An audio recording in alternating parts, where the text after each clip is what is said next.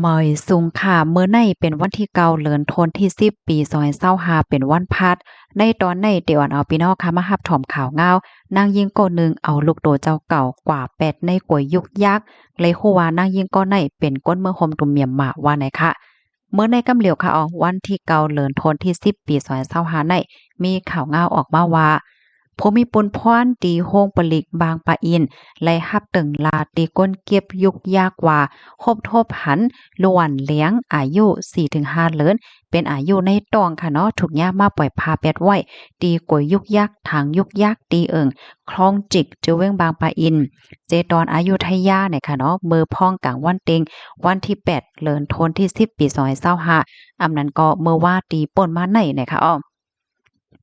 ไหว้หลังเซไล่ฮับตึงลัดยาวพมิปุนพ่อนเขาในกอไล่ลงปืนตีค่ะเนาะกดทัดด้วยจอมพองขาดจอมเฮิรนขาดว่าสว่าเจิ้นในหรือเสนั่นในก็ไล่ด้วยป้ากองไทยซีทีวีให้นั้นขณะถึงตีป้อนไล่ครบทบหันว่ามีนางยิงก่อนหนึ่งค่ะเนาะยิบตั้งผ่าเหี่ยวห่อเหี่ยวกออกมาเสียก็กว่าดีกว่ายุกยักในขนมเปิ้นด้วยในกองไทยซีทีวีเสกำในก็จอมหาตีห้องขาดเจิ้นในนะคะเพราะว่าหากว่าหามาในลื่นสุดเนี่ยก็เลยกว่าครบทบหันเขานางยิงก็ในคณะจื้อห้องว่านางสาวเมอายุไล25ปีเป็นก้นเมืองคมตุมเมียมมานะคะกำในเปิ้นก็กว่าต้วยมะนางเนี่ยก็เหมือนห่างอำปอกให้อยู่ลีอยู่ลักจังในนั้นขณะไล่ต้องไล่ถามเสมะนางเนี่ยก็ยอมรับว่าใจเย้าเป็นมะนางนั่นเย้าที่เอาลูกอ่อนเลี้ยงกว่าปล่อยพาแปดตีกวยยุกยักนั่น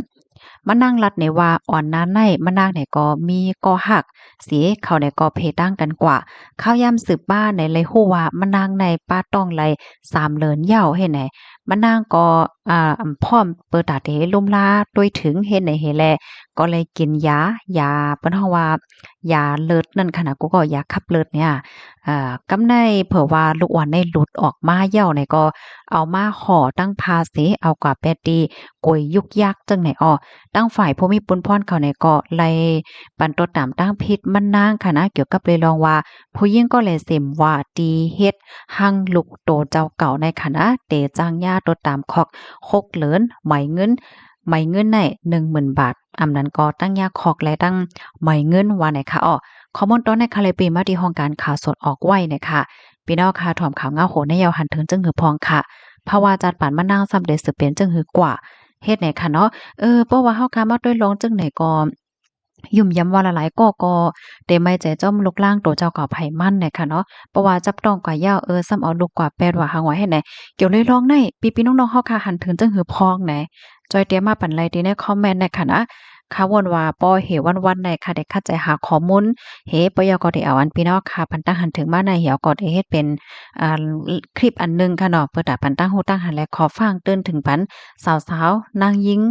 นางยิงเมืองเฮานั่นค่ะเนาะนางยิงสาวอ่อนเขาและจังไหนเนี่ยค่ะเนาะหนังฮือเตอำเป็นจังหนังในเฮ็ดเนี่ยค่ะนะเพราะว่าเฮาค่ะมาด้วยการที่ย่าลูกโตเจ้าเก่าในค่ะนะมันเตื้อไปอยู่ลีเจ้าเก่าแห้งน่ะเนาะพอเอาตั้งยุ่มยำว่าเที่ยงเนี่ยก็ซ้ำเตจังเป็นวดเว้นกรรมกึกโตกับป้าเที่ยงเฮ็ดเนี่ยค่ะนะเอาค่ะหนังหือพี่ๆน้องๆเฮาค่ะเนาะบ่ได้เลยรับรู้เลยรับถ่อมลองได้ก็ช่วยกันสะเพิ่นแพร่แชร์กว่าใส่กำเนี่ยค่ะเนาะเป็นลูกล่างไผได้กลมโฮเย้าเนี่ยค่ะจื่อได้ก็เฮาว่านางสาวเมเนี่ยค่ะว่าเพราะว่าเฮาค่ะมาด้วยอันผู้มีปุนพรเขาเปิ้นนางเฮ็ดด้วยน่ะเป็นวัดไหวมันนางค่ะเนาะมื้อแต่ยังคานขาโหแน่เนี่ยค่ะก็ว่ามันจะก้นเมืองเฮาโยเฮ็ดแหน่นะเพราะว่าด้วยแค่พางเนี่ยมันมีไว้ไว้กับโตมัดพงตินว่าปั๊บไว้แห่งการว่าสังว่าเฮ็ดแหน่น่ะเป็นแห่งการอยู่ไหนเนี่ยเพราะว่ามาอ่านด้วยก็เป็นแห่งการแต่ว่าพี่น้องเฮาค่ะยินจงปกติรับถอนปันแห่งค่ะเนาะบ่อยสงค่ะ